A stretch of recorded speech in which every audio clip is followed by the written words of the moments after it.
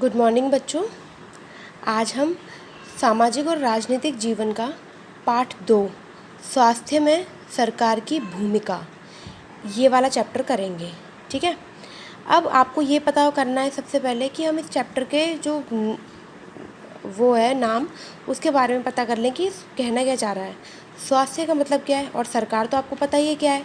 तो स्वास्थ्य क्या होता है कि बीमारी से मुक्त रहना या फिर चोटों आदि से मुक्त रहने को हम स्वास्थ्य बोलते हैं। तो स्वास्थ्य जो है वो चोट और बीमारी से कैसे मुक्त रहा जाए, स्वास्थ्य क्या है ये मैंने आपको बता दिया कि चोट और बीमारी से मुक्त रहने को स्वास्थ्य बोलते हैं। अब स्वस्थ कैसे रहा जाए, देखिए, पीने का स्वच्छ पानी अगर लोगों को मिले, प्रदूषण मुक्त वातावरण मिले, भरपेट भोजन मिले और घुटन भरी अवस्था में ना रहना पड़े अगर, ठीक है, मतलब कि घुटन भरी अवस्था, पॉल्यूशन ना हो, इन सब चीज़ों से अगर हमें छुटकारा मिल जाए तो क्या होगा, हम लोग स्वस्थ रह सकते हैं।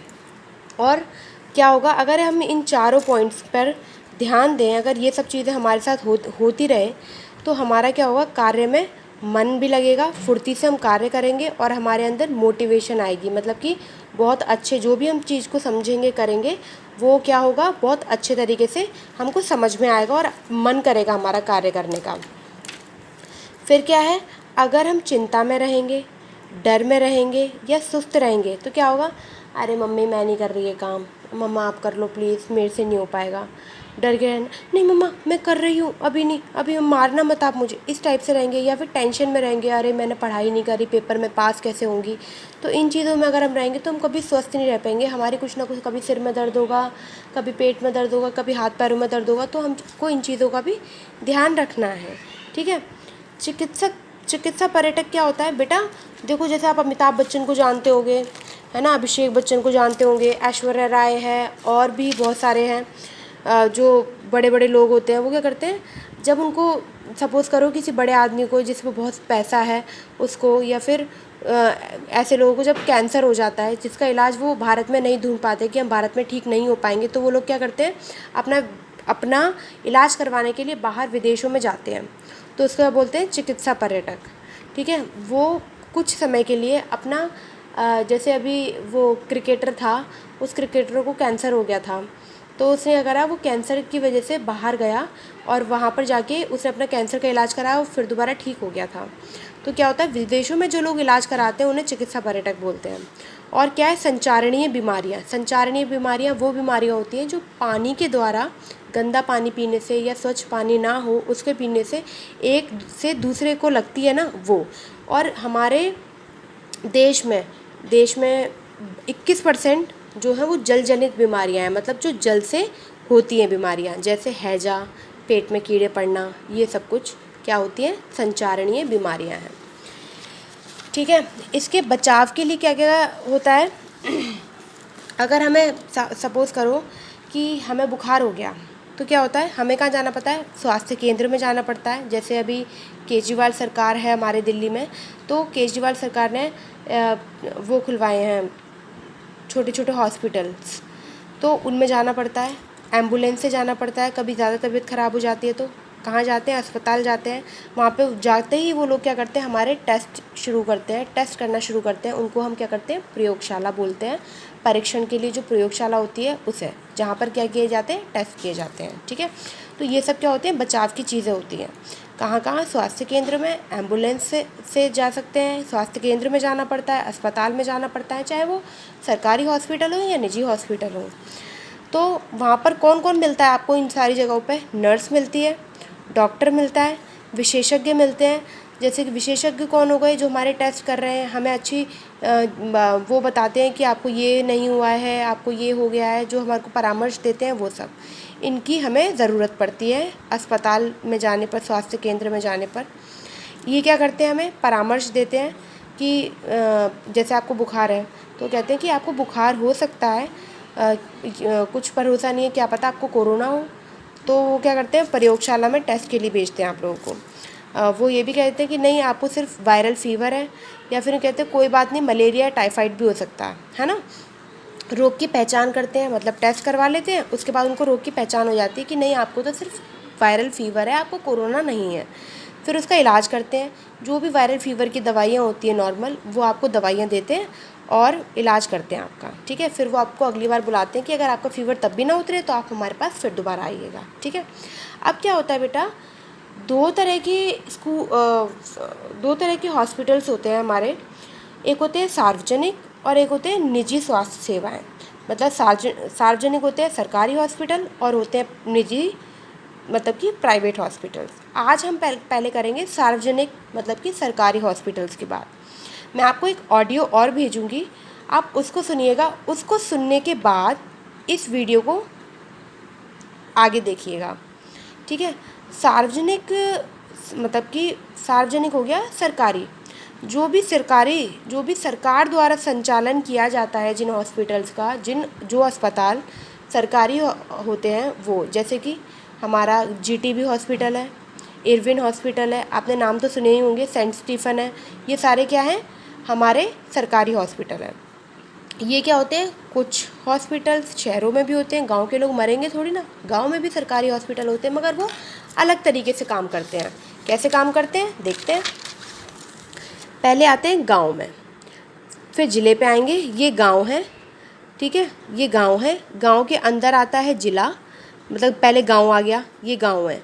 गांव के ऊपर आता है ज़िला, फिर ज़िले के ऊपर आता है क्या, हमारा राज्य, ठीक है। ये होता है। पहले हम किसकी बात करेंगे, सबसे अंदर वाले की, गांव की बात करेंगे। गांव में क्या होता है, दो जने, छोटे छोटे गांव में क्या होता है, एक छोटा सा वो खोल दिया जाता है डिस्पेंसरी टाइप, छोटी सी।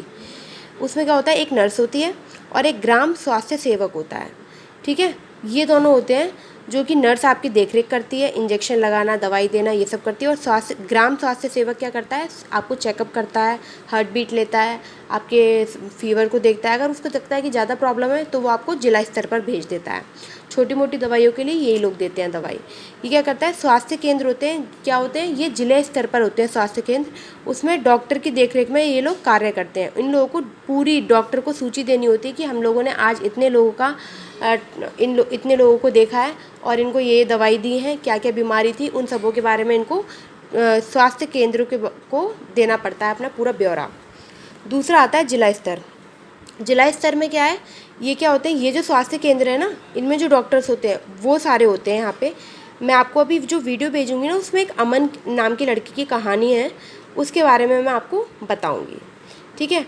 अब आप सोचो कि जो निजी हॉस्पिटल होते हैं, निजी हॉस्पिटलों में तो पैसा वो लोग बहुत सारा लेते हैं, बहुत सारा पैसा ले लेते हैं हम लोगों से। जाते ही कहेंगे भाई पहले काउंटर पे पैसे जमा कराओ, उसके बाद आपका इलाज होगा। किसी हॉस्पिटल में जाते हो सबसे पहले पैसे भरवाते हो, उसके बाद आपका इलाज करते हैं। मगर सरकारी हॉस्पिटल्स में ऐसा नहीं है। सरकारी हॉस्पिटल में आपका पैसा नहीं लगता है, वो सब कुछ फ्री में आपका इलाज करते हैं, यहाँ तक कि दवाइयाँ भी आपको फ्री में देते हैं। तो आप ये सोचो कि सरकारी हॉस्पिटल्स में पैसा कहाँ से आता है बेटा।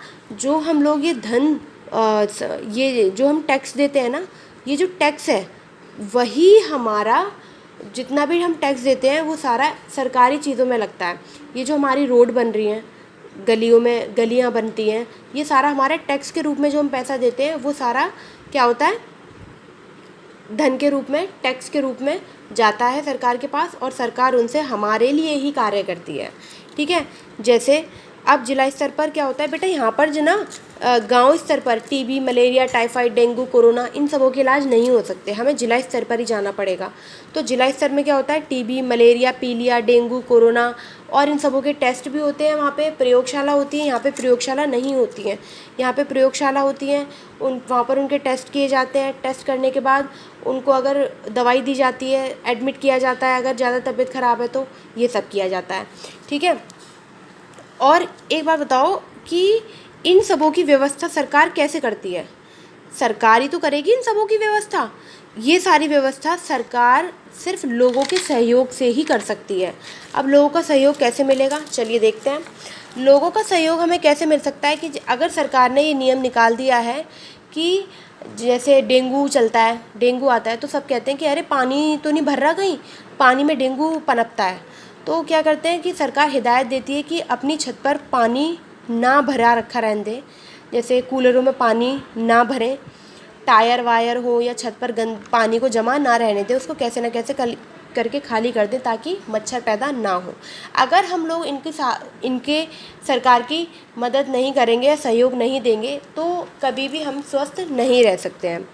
सरकार का कर्तव्य क्या है बेटा? सरकार का कर्तव्य है आवश्यक स्वास्थ्य सेवाएं देना, मतलब कि जो हमारी बिल्कुल ज़रूरी स्वास्थ्य सेवाएं हैं वो तो देंगे ही देंगे, साथ में आकस्मिक इलाज, जैसे किसी को एकदम से हार्ट अटैक पड़ जाता है, ठीक है, या फिर एकदम से चक्कर आ जाते हैं, बेहोश हो जाता है, तो इनके लिए हम लाइनों में थोड़ा लगेंगे, उनका तुरंत इलाज करना है तो वो भी सरकार का ही दायित्व है कि हम किसी हॉस्पिटल में जाएं और वहाँ पर उसका तुरंत इलाज हो।